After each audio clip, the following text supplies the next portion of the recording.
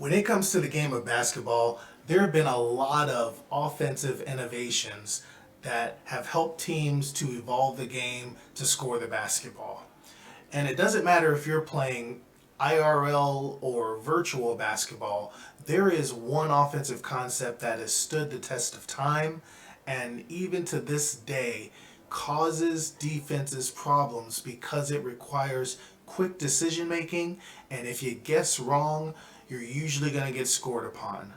That's right, we're talking about the old school pick and roll. We're going to be breaking down some clips from the rec to help you improve your pick and roll execution. It's Mr. Hurst, and this is Sim Sports Gaming Network.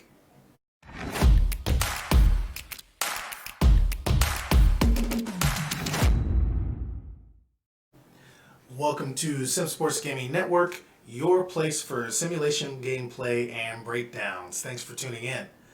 And so, we are closer to 100 quicker than I thought we could be. It basically took me about 6 months to get to 50 subscribers trying to build the channel. We just had our 50 subscriber giveaway, and so that was really cool. We had a winner there. There's actually a PlayStation winner that we're going to be announcing here pretty soon, as I said I was going to keep checking in on it. And so far, I think I've only seen maybe one person that put that hashtag in there. So I'll be contacting that person here real soon to hook them up with that $10 PlayStation gift card. But we, in 2 weeks' time, jumped from 50 to 75 subscribers. So we're only 25 subscribers away from another giveaway. And so if you're new to the channel, please subscribe, tap that like button, hit that notification bell so you'll know when the next video drops. So today we are going to be breaking down the pick and roll, the tried and true, still the best offensive concept in basketball today. And so hopefully you'll get something out of this. So without further ado, let's get into it. Stockton gives it to Malone. Oh, that was beautiful. Scottie Pippen jumped out to try to get over that screen roll, and Stockton crossed him over. Malone slipped it. Now that's Utah basketball right there. That's the screen roll, and it's beautiful best. Okay, so in this clip we end up getting a pull-up jumper from the opposite elbow. And so we set up our screen here from the wing, attack, get that nice elbow jumper. Now, this actually could have been executed a couple of different ways, probably better ways than what I ended up with there. So let's go ahead and hit that up again. So we're going to get this thing set up from the wing here. Boom. Okay, so now we're going to see that we've got the floor nice and spread out here, which is what you always want, is things to be nice and spread out. So that gives us all this space in here to work with, which is what we're looking for. And so we then get our big to come across for the screen. Now, we'll want to point out once again, this is a random, and so he's not our normal guy, and so he does tend to just kind of run wherever. But at the same time, he could be, I believe, headed to this corner here, knowing that we're going to get this action here, which will continue to leave more of this open floor space here. And so, you know, one might argue he's actually got that, again, utilizing that high basketball IQ. But in any case, so we get the good action here. Now let's back this up a bit, because you know, we've watched 2K League, those of you that have been keeping up with this, and other pro players, like, they come off a screen like this, boom, let me back it up. They come off a screen like this, they're stopping on a dime right here. They're stopping right here because of, like, there's no D. They're like, this guy thought I was going over here. I don't know what that's all about. Like, there's just not very good D being played here. That's stop on a dime and shoot a three. Now, my thing is to always be attacking the elbows. And then utilize the free throw line here. So those are my targets anytime that I'm coming off the screen and roll. And so I'm just kind of on autopilot here. Considering it's early in the game, I wanted to get more of a sure bucket, but I know those pro players and those of you who are a little bit more heavily reliant on the 3-point shot would have taken that and would probably recommend that shot should have been the shot that's taken. The other thing to point out is, as we fast forward it here, we're looking for either 1 or 2 dribble pull-ups. Any more than that, you run into the ball getting stolen and things like that. And so 1, 2, well, I think we missed a dribble there after we come off the screen. Whoops, went the wrong way with that. We figure out how to work this thing. Okay, so we get set up here. 1, 2, 3. We end up with 3 dribbles there. And in those 3 dribbles, I ended up actually getting a guy over here that's close enough to contest the shot, but he is running past me, which probably had a lot to do with why the shot didn't get contested very well. And so I'd be the first to point out here that, first of all, dude, you have this right here. You need to take that. Second, it should be a 1, 2 dribble pull up. So after that first dribble, I decide not to take that. It should only be 1 dribble. So there's 1, 2, boom. There's your pull up right there. I actually should be pulling up right here. Stopping on a dime, taking that free throw. Because he's back here, he's over here. There's no way this can be contested. And instead, I go a little bit too far, but the guy doesn't really challenge, and so we end up with that.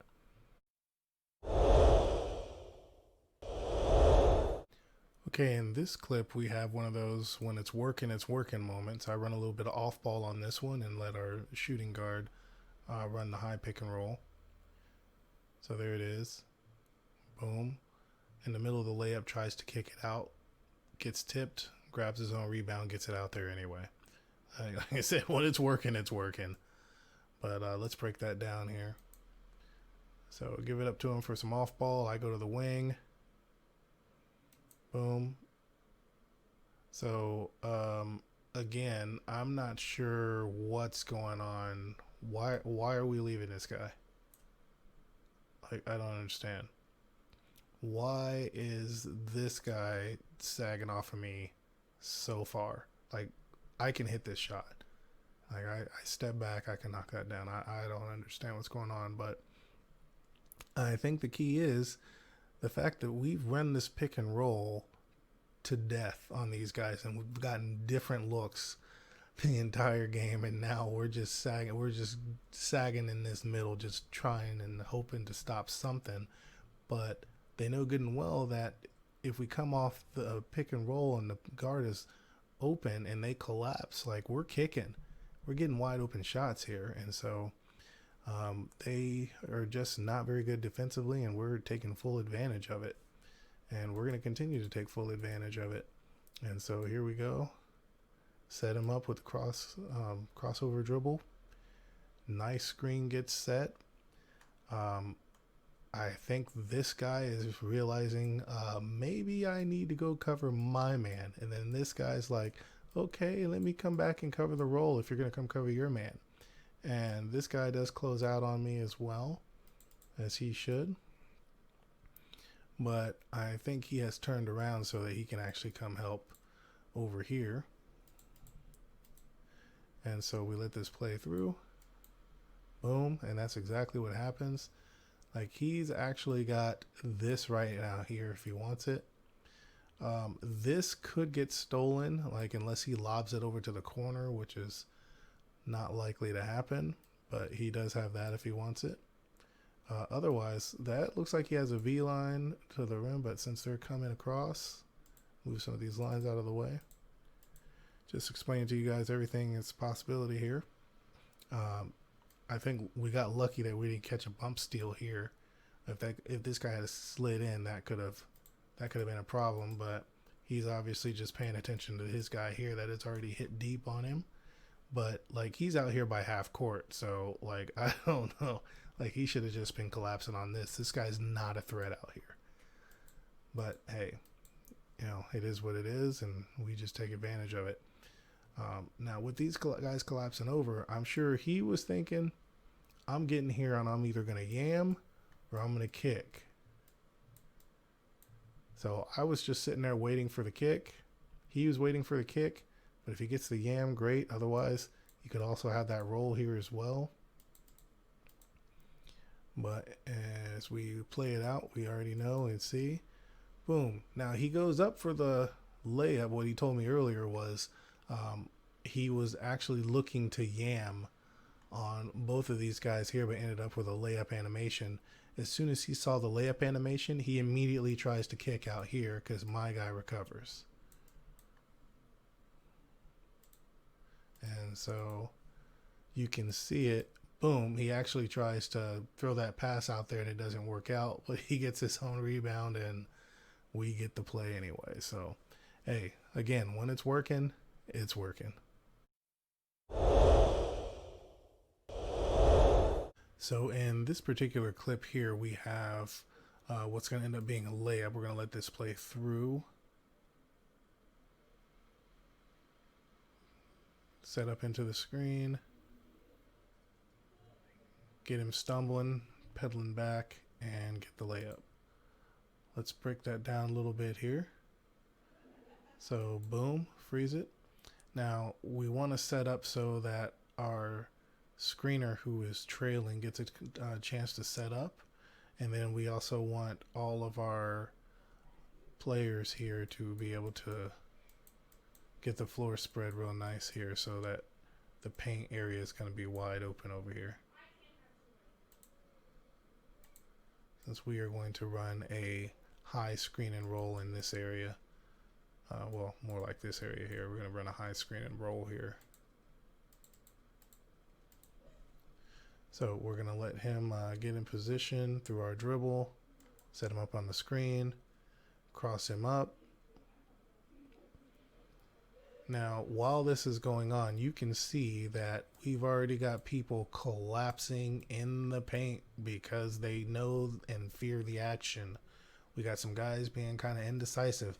The only person who is really attempting to play kind of where they're supposed to be is this guy here, although technically you would probably want him to be over here. But he's staying on this man because this guy has already torched him for a 3 earlier in the game.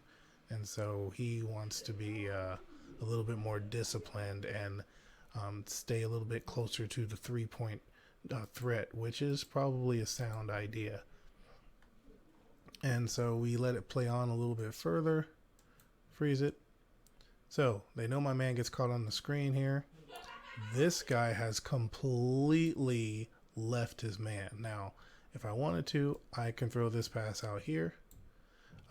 This guy is trying to bait me to pass to the corner, so we're not going to take that. This guy here is playing as he should, and he is going to, it looks like, force me out to where the shot I would have is the shot out here. And so I am just playing with what they give me here, so I'm definitely looking at this corner, but I also have to read this man to see what he does here on the corner. And so we let it play forward. Boom. Now, as things have changed up here, this happens so fast, but you have to be able to see it.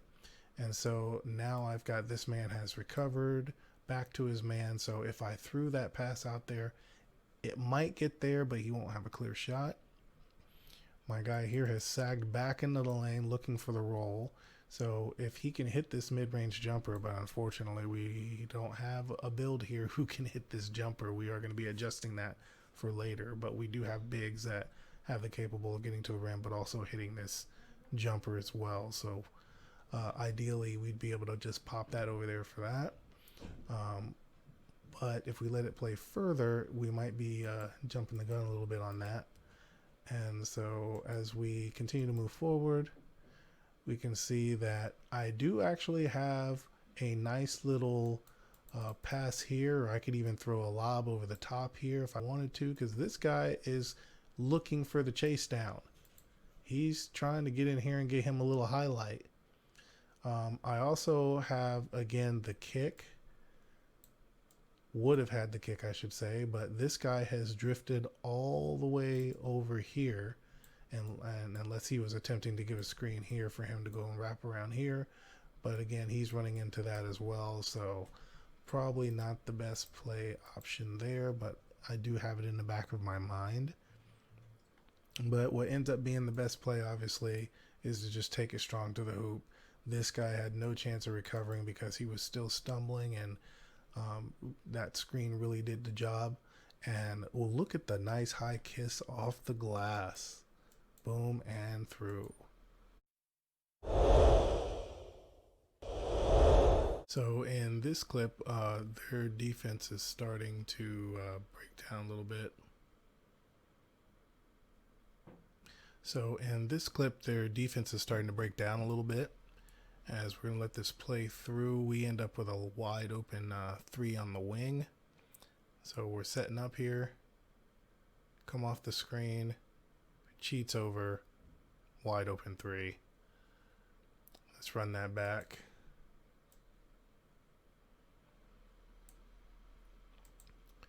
And so we're over here setting up. Now, again, this guy's random. He's over here. I still want to run my screen and roll over here to this side rather than this side over here. So, I mean, one could argue, well, you should have just come over here and run it, but, you know, we're working with a random here, and we make it work out. Especially on this play, it definitely works out here. But in any case, so we're setting up. Okay, a little Curry slide action going there. Get this guy going back and forth. Run my guy into the screen here, and now get into my elbow spot. Boom. Let's back that up. See how I get to my elbow spot? Boom. Pump fake. Again, get to my elbow spot. Boom. Pump fake. Again, get to my elbow spot. Now, you see the nice pivot here, and he's already rolling to the basket. The big, I don't know what he's doing. I think maybe he's headed to the corner. This guy has collapsed in. I have collapsed basically all 3 of these guys here. So technically, if I wanted, I could go here because he's ready to go. This guy, once again, staying home. He's being the guy here, making sure he stays home. But this dude here, I don't know what he's thinking. Why in the world he is leaving his man all the way over here unattended? Thought he was going to sneak up on me or something. I'm not sure what he was thinking there. Not a very good play defensively, and just basically left me a wide open pass. And this guy's not much better. The only thing is, the way 2K plays right now, I could have thrown a pass here, and this guy could have been spamming his button and could have gotten a tip, interception, or whatever. I've had that happen before too. Like, there's no way I would have thrown the ball right into him. But, you know, that's 2K. But in any case, we get the nice pump fake, get the direct pass here, and that's just a no-brainer. Easy knockdown. That's just too easy. Like, you got to be more disciplined than that on defense. Okay, so here we end up with a pick and roll that ends up being a post up. And so we're going to let this play through here. Come off the screen. There's the pick. Boom. And granted, we don't get the bucket there. Probably should have kicked out, but let's run that back and take a look at it. So there's our cross-court pass. I would like to point out that doing the little things, like my guy's setting the screen here. He cheats behind the screen, which allows me to get over here, and maybe actually should have gotten out here. And that would have been a wide open shot. But again, 2K likes to carry you further than you intend to go, so that's what that is. But anyway, so just guys doing the little extra things here. Boom. And I possibly could have taken that shot, but there's our screen. Boom. And I do want to point something out here. And you don't see too many people play the ice. Like, if we can back it up just a tad. This guy's in ice position. Like, if I come around here, he's going to be just not allowing me to get baseline, because everybody in 2K loves doing this and either going straight up or going with that reverse. But he's in ice position there. I was surprised by that. But in any case, so he comes over and cheats back. Boom. He slips. We get the off-ball screen here. And so what I really wish had happened is he would have come across from a dribble handoff. And then he could have just stepped straight back for three. We didn't quite get that, though. But him having the last little bit of his takeover would have been nice to get that shot there. I could have just passed it to him there too, but he kind of just drifts towards me. So he ended up just dumping it into the post. So we get the pass into the post. He backs out of there. Now, boom. I understand that, you know, you feel like you're a really skilled guy, which you really are, but there's nothing wrong with making that play. It wouldn't upset me if you passed it out to me, but you know, it's the game. You know, a guy thinks he's got an advantage. It's one-on-one. I probably was even saying one-on-one, and you know, maybe he gets a drop step, maybe he gets a post hook, or you know, whatever shot he likes to take there. You know, I'd like my chances there, even though we ended up wide open out here. There's definitely nothing wrong with that, but 3 is always more than 2. Maybe for the future we might want to think about doing that, but at the same time, never gonna argue with a guy who thinks he's got an advantage and tries to go to work down there. We like our big men to go to work.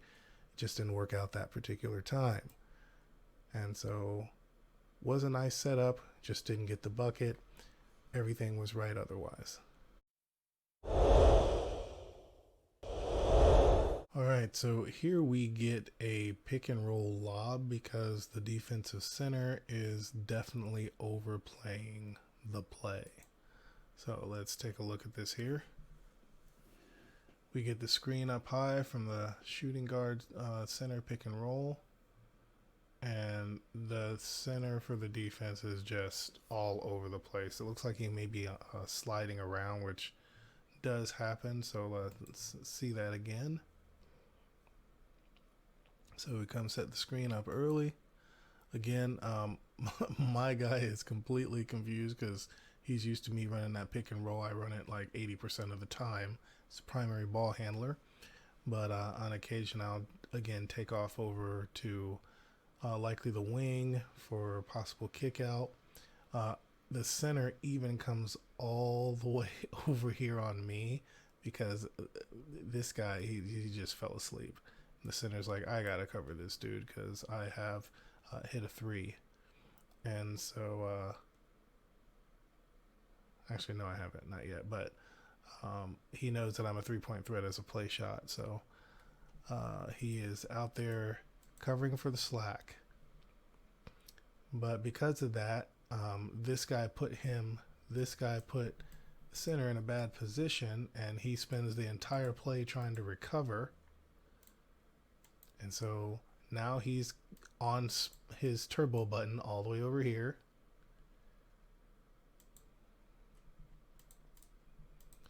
And from there, he's already overrun the play here. And now he's setting up here to be able to go and give that screen. So we have the boom. And then something to point out here for all of you that are trying to get better at reading the pick and roll from the center position. When you've got him playing high and he hedges high like that, that's an immediate slip to the bucket. Like as soon as you see this happen, you are gone right to the bucket.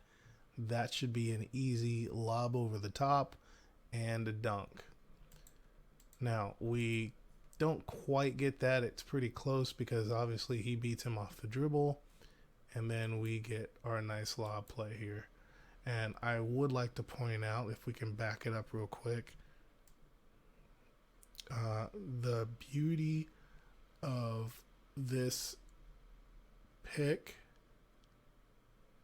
and then the pivot, although it pivots the wrong way, but in essence he actually ends up pivoting the right way because the center ends up on his back. Center can't recover. He's chasing the play. No chase down. Lob for the throwdown.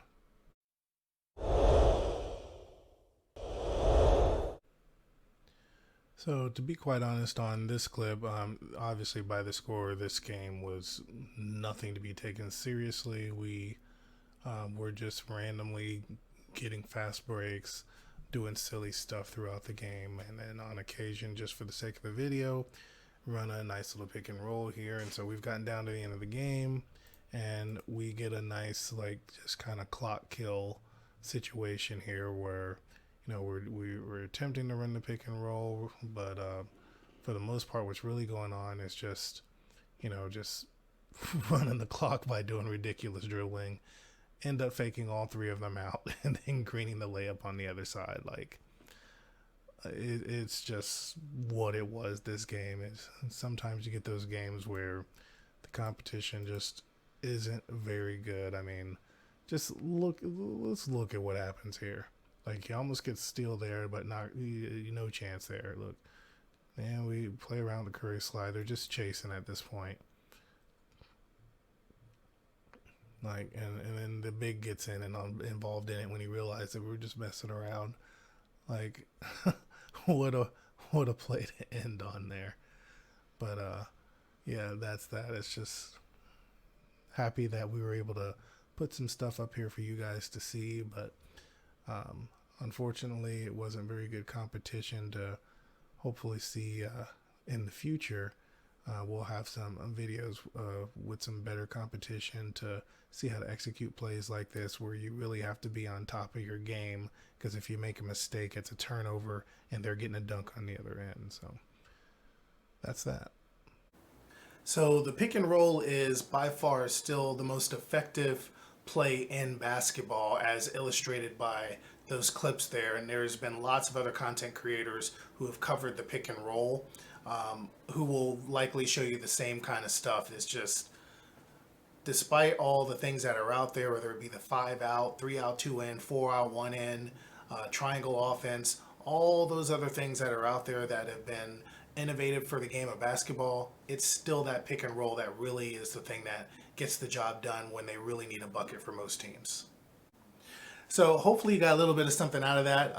As an educator, we are always looking for feedback, constructive criticism, because continual improvement is what we're all about. And so if you'll just leave a comment down in the comment section below, you can let me know whether or not you thought the video may have been a little bit too long, or maybe you thought things were explained a little bit too much, maybe not enough. Maybe you would have liked to see more drawing visuals or things like that, and things more organized in that fashion. You know, we're open to whatever your ideas are on how to make breakdown videos like that work the best for what you want to see. And so, as always, I'm grateful for all of you. We're 25 away, and so if you have not yet subscribed, or if you're new to the channel, subscribe, tap that like button, hit that notification bell so you'll know when the next video drops. And so, as always, remember, love God, love people,